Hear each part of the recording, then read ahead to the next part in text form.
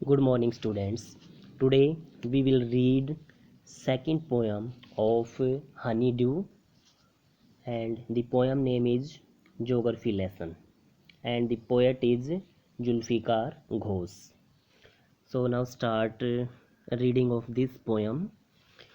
Can you imagine what your city would look like if you saw it from 10,000 feet above the ground? क्या आप सोच सकते हैं कि आपका शहर अगर आप 10,000 फीट ऊपर से देखें तो कैसा लगेगा? Neatly planned and perfect in proportion like a geometric design, it would strike you as something very different from what it actually is while you are in the thick of it. जब आप उसके बीचों बीच होते हैं तो जैसा वह हकीकत में आपको लगता है उससे बिल्कुल अलग सलीके से नियोजित किसी ज्यामितीय खाके की तरह सही सही अनुपात में कशा। Here is a poets description of just such a view of the city and some questions that come to his mind. यहाँ शहर को एक बिल्कुल ऐसा ही विवरण एक कवि ने दिया है और कुछ सवाल जो उसके दिमाग में आए उसने उठाए हैं। Now it's first stanza. When the jet sprang into the sky, it was clear why the city had developed the way it had, seeing it scaled 6 inches to the mile. जब विमान आकाश में चढ़ा यह स्पष्ट हुआ कि शहर ऐसा क्यों बसा जैसा वह बसा है। अगर 1 मील 6 इंच बराबर मानकर देखा जाए तो ऐसा होना ही था।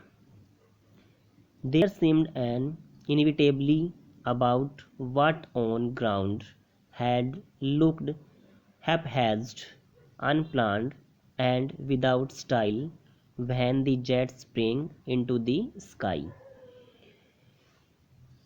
जमीन पर जो बेतरतीब अनियोजित और बेढंगा लगता था जब विमान आकाश में चढ़ा तो हमें दिखाई दिया कि ऊपर से हमें जो धरती है वो किस तरह की दिखाई दे रही थी।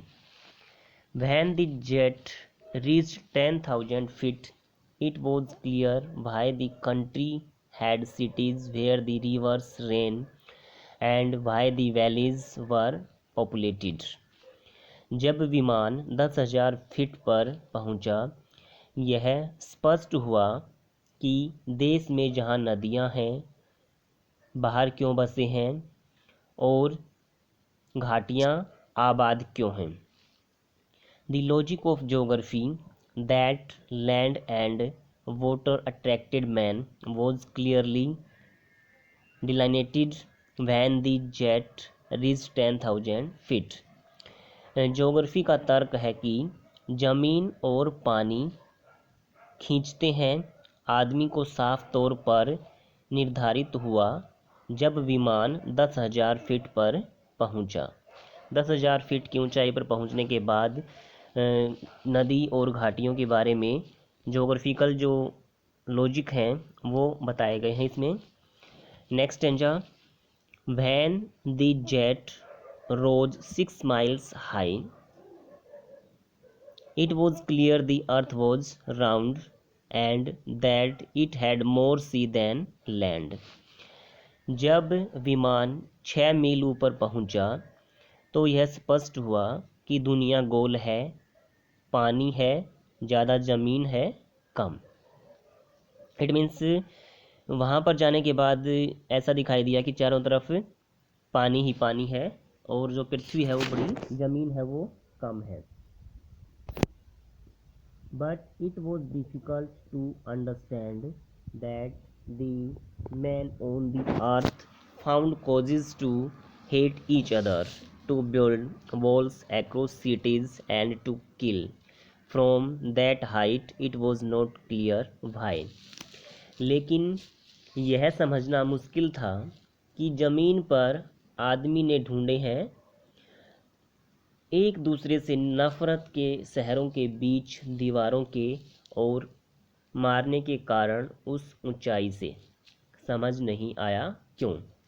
इतनी ऊंचाई पर जाने के बाद हमें ये समझ में नहीं आया कि लोगों के बीच जो नफ़रत है, जो नफ़रत की दीवार उन्होंने एक दूसरे के बीच में खड़ी कर रखी है, अलग अलग परिवार हो रहे हैं, अलग अलग शहर बस रहे हैं, एक घर में भी दीवार हो जाती है और किस तरह से एक घर के दो घर बन जाते हैं। वहाँ पर जाने के बाद ये समझ में आया कि हम यहाँ इस संसार में भ्रमण करने के लिए आए हैं और हम एक दूसरे से बंटवारा करने के चक्कर में लड़ाई झगड़ा करते रहते हैं। तो इतनी ऊपर जाने के बाद कवि को ये लगा कि हम इस तरह का झगड़ा जो करते हैं वो बेबुनियादी है, हम एक दूसरे के साथ मिलजुल कर प्यार से रहना चाहिए। पता नहीं हमारी ज़िंदगी कितने दिन की है।